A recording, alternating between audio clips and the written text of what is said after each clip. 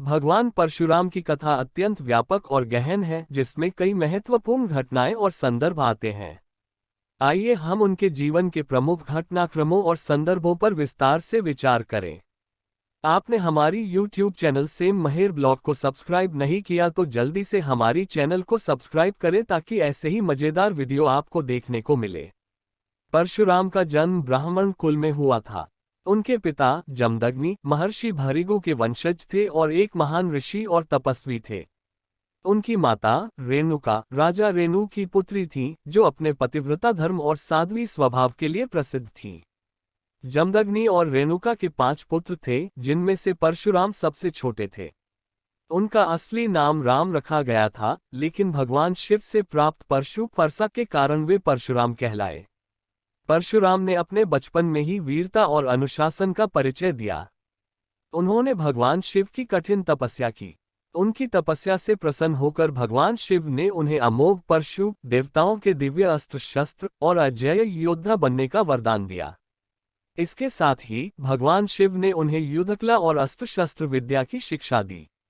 परशुराम का फरसा एक अजेय हथियार था, जिससे कोई भी उन्हें परास्त नहीं कर सकता था।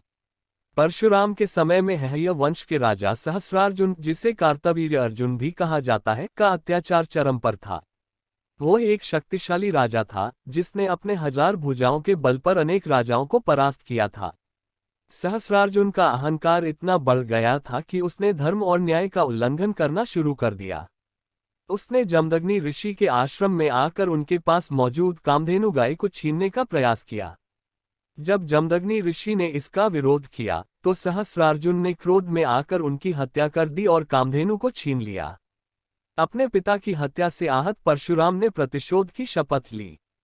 उन्होंने अपने परशु और भगवान शिव से प्राप्त अन्य दिव्य अस्त्र शस्त्रों का प्रयोग करते हुए सहस्रार्जुन का वध किया। इसके बाद उन्होंने धरती से 21 बार क्षत्रियों का संहार किया। ऐसा माना जाता है कि उन्होंने ये संहार इसलिए किया क्योंकि उन्होंने देखा कि क्षत्रियों में अधर्म, अन्याय और अत्याचार बढ़ता जा रहा है। त्रेता युग में जब भगवान राम का प्राकट्य हुआ, तो सीता स्वयंवर के समय शिव धनुष का टूटना परशुराम के क्रोध का कारण बना। परशुराम ने श्री राम को चुनौती दी, लेकिन जब उन्होंने देखा कि श्री राम ही भगवान विष्णु का अवतार है, तो उन्होंने उन्हें प्रणाम किया और उनसे क्षमा मांगी। परशुराम का ये घटना कालांतर में उनके विनम्र और धर्मपरायण स्वभाव का परिचायक बन गई। द्वापर युग में परशुराम ने महाभारत के कई प्रमुख पात्रों को शिक्षा दी। उन्होंने भीष्म, द्रोणाचार्य और कर्ण जैसे महान योद्धाओं को शस्त्र विद्या सिखाई। हालांकि जब कर्ण ने उनसे अपने वास्तविक जाति के बारे में झूठ बोला, तो परशुराम ने उसे शाप दिया कि वह अपनी सबसे महत्वपूर्ण लड़ाई के समय अपने ज्ञान को भूल जाएगा। ये शाप महाभारत के युद्ध में कर्ण की मृत्यु का कारण बना। ऐसा कहा जाता है कि भगवान परशुराम अमर हैं और आज भी तपस्या में लीन हैं। वे कलियुग के अंत में धर्म की स्थापना के लिए पुनः अवतरित होंगे। वे कल की अवतार के गुरु बनेंगे और उन्हें युद्ध की शिक्षा देंगे, जिससे कलियुग का अंत होगा और सतयुग की पुनः स्थापना होगी। भगवान परशुराम का चरित्र अत्यंत जटिल और प्रेरणादायक है।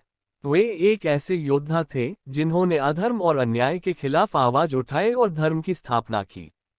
परशुराम ने अपने जीवन में कई कठिनाइयों का सामना किया, लेकिन उन्होंने कभी अपने धर्म और कर्तव्य से विचलित नहीं हुए। उनके जीवन से हमें ये सीख मिलती है कि हमें अन्याय के खिलाफ खड़ा होना चाहिए और धर्म की रक्षा के लिए सदैव तत्पर रहना चाहिए। परशुराम की कथा हिंदू धर्म में एक महत्वपूर्ण स्थान रखती है और उनके जीवन से जुड़ी शिक्षाएं आज